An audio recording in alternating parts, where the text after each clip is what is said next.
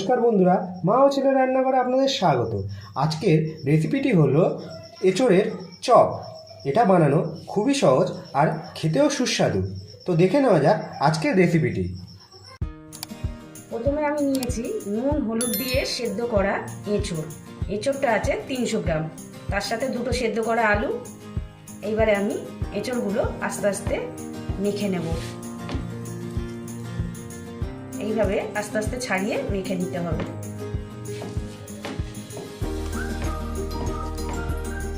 এঁচোড়গুলো আমার ভালো করে মাখা হয়ে গেছে, তো এইভাবে আপনারা মেখে নেবেন। আমি এইবারে আলু সেদ্ধগুলো আমি আস্তে আস্তে মেখে নেব। এইভাবে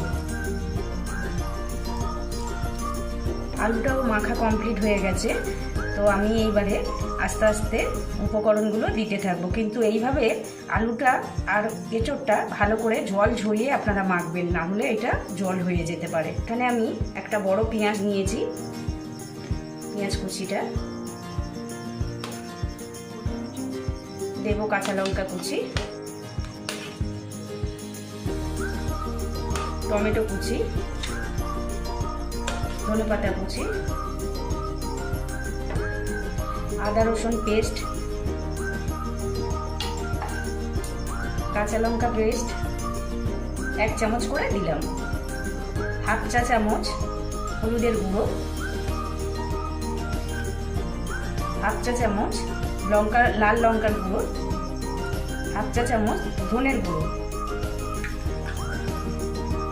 আর হাফ চা চামচ গরম মশলার গুঁড়ো, স্বাদ মতো নুন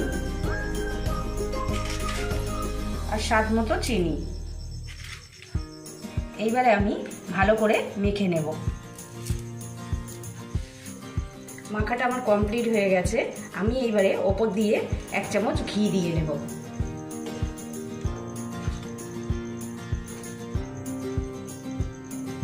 বন্ধুরা, মাখাটা কমপ্লিট হয়ে গেছে। এখানে আমি কিছু কর্নফ্লাওয়ার নিয়ে নিয়েছি, তো এখানে আমি চপগুলো রাখবো।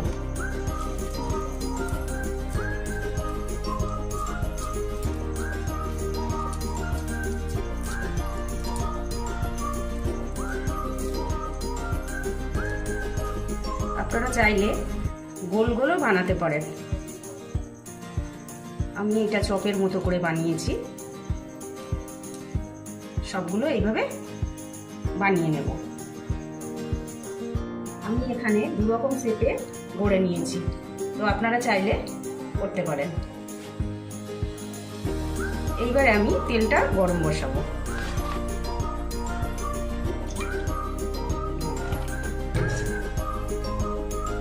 তো বন্ধুরা, আমি কড়াই তেল বসিয়ে দিয়েছি।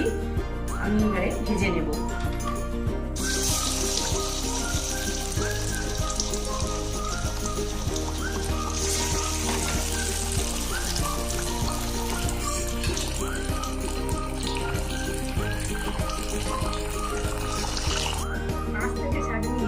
আপনারা এইভাবে ভেজে নেবেন।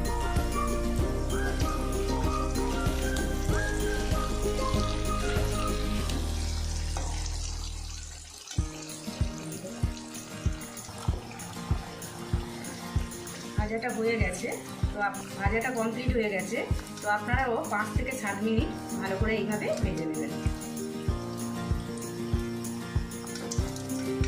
বন্ধুরা, আমাদের এঁচোড়ের চপ রেডি। এবার আমরা টেস্ট করে দেখব। যদি আপনাদের রেসিপিটি ভালো লেগে থাকে আপনারাও বাড়িতে ট্রাই করুন। আর ভিডিওটি ভালো লেগে থাকলে লাইক, শেয়ার, সাবস্ক্রাইব করুন। আর পাশে থাকার জন্য অসংখ্য অসংখ্য ধন্যবাদ।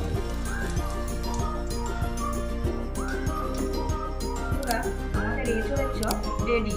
তো আপনারা বাড়িতে ট্রাই করবেন। আর সন্ধ্যেবেলা জলখাবারে গেস্টদের পরিবেশন করতে পারেন।